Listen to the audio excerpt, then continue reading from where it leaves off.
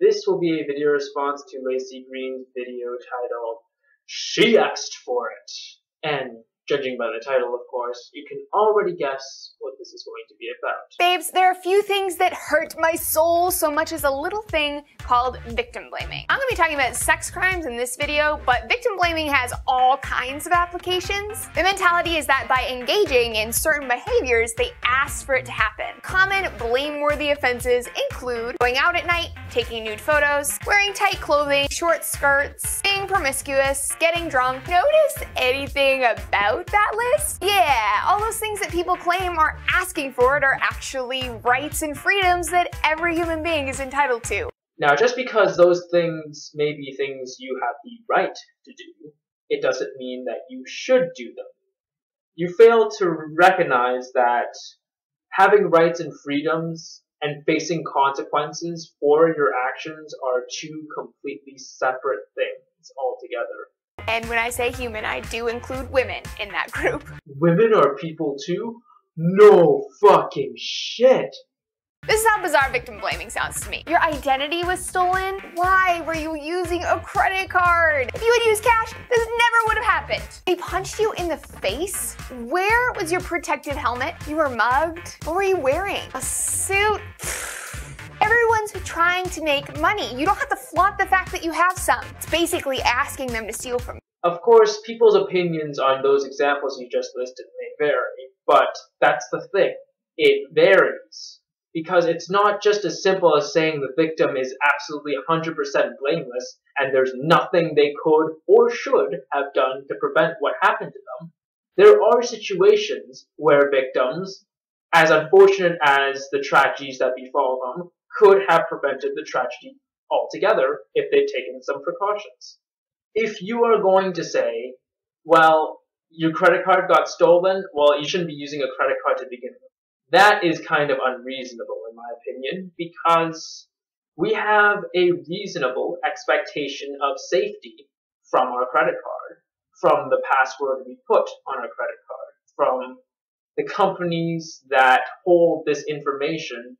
We have a reasonable expectation that our credentials won't be stolen. It's a different story altogether if you're going to say, well, you got mugged in a poor neighborhood because you were wearing a suit and flaunting your money out into the open for everyone to see. Yeah, that's a little bit of a different story. Do you see what I mean? So contrary to what you and feminists who think like you believe, there is a large gray area when it comes to these areas of victim blaming. Oh, does that mean that you think it's okay to rob someone just because they're dressed a certain way? Of course not. Robbing people, no matter how they're dressed, is wrong. I think no one in the history of anyone who has even a semblance of intelligence would contest that. What I am saying is, bad shit happens.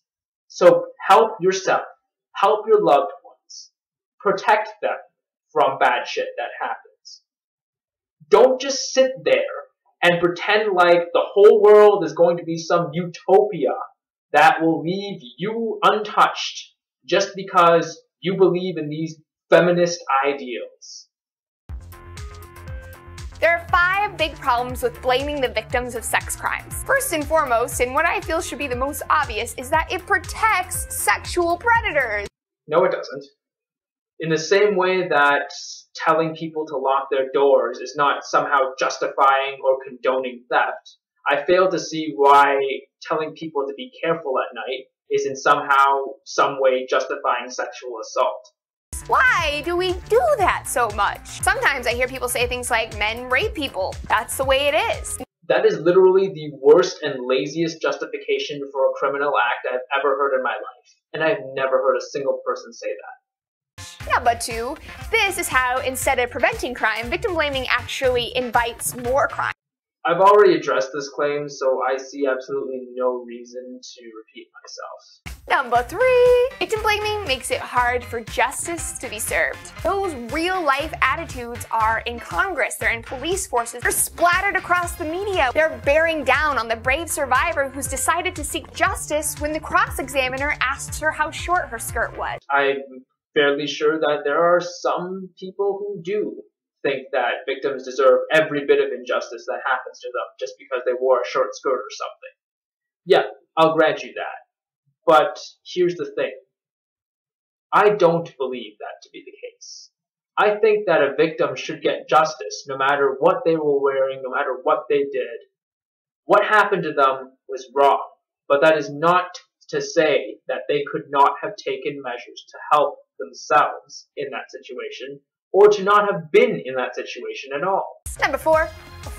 In the context of sex crimes, victim blaming often fuels misogyny. Sometimes I hear people talk about how she needs to face the consequences for her actions. In this bizarre mindset, violation is framed as a deserved punishment, usually for a woman who's stepped out of line. In this way, victim blaming creates this never-ending list of rules that women are supposed to abide by in order to have their humanity respected. I mean, shit, we're taught from the time that we're little girls to fear men's attacks if we do something wrong. Like, how sick is that? And why are we so quick to defend men's freedom, including the freedom to commit crimes, while handing women a long list of restrictions on our everyday lives?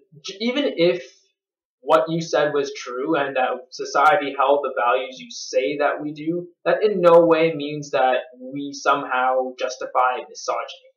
So if you're going to say, oh, well, that girl deserved to get raped because she wore a short skirt, that just means that we don't look highly upon rape victims. Maybe because we don't trust them. Maybe because we don't like dealing with rape victims for whatever reason.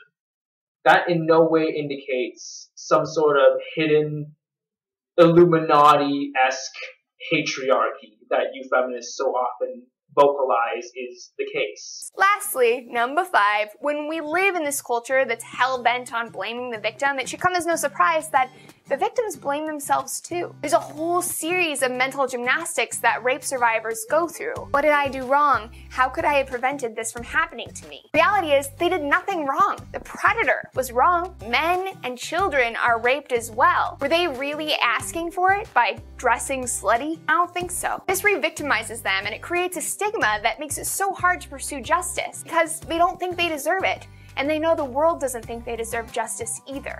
That's absolutely right. A lot of people who do get raped don't report their abusers.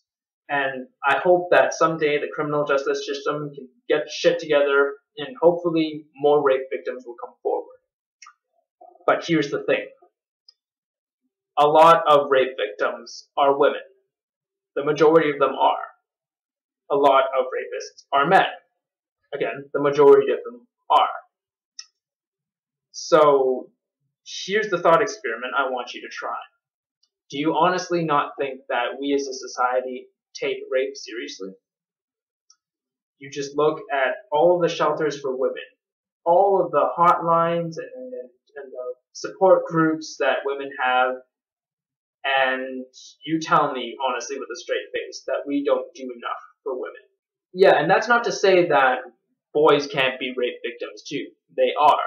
And the sad truth is that a lot of them who are rape victims are shunned by the criminal justice system because, for some fucked up reason, we as society believe that it's impossible for a man to get raped or for a boy to get raped.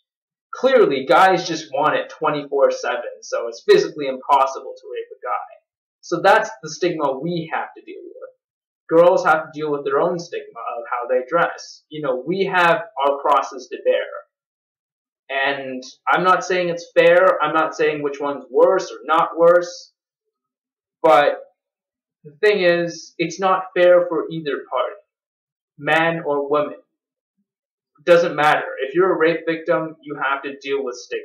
Now, I will never condone rape. I think that is one of the most heinous things you can do to another human being.